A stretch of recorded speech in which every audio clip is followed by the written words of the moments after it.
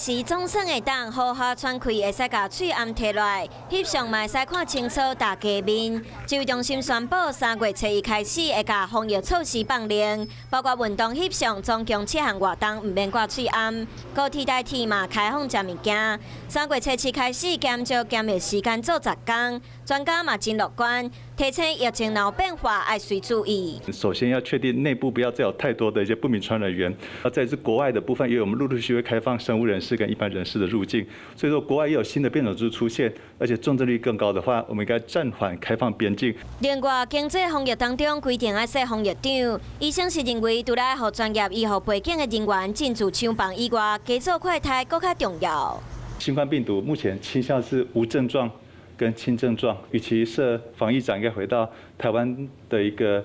接受快筛的一个标准，要不要调整？只要有人出现感冒症状，是不是就要直接提供快筛来进行验证？300人以上的企业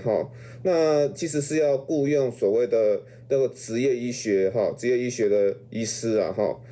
那这些医护人员，我觉得都可以善尽利用。来头一句指挥官陈时中讲的，台湾的疫情目前当咧落来阶段，不过要加注意，避免跋倒。除了国内爱整理医疗量能，嘛要监控国外疫情，两方面互相合作，才会当互经济防疫更加久长。Hello， 大家好，我是乃瑜，要教给大家2个任务。第一个，华视新闻的脸书专页，你按赞了吗？还有华视新闻的 YouTube 频道，赶紧订阅起来，还要记得按赞，开启小铃铛哦。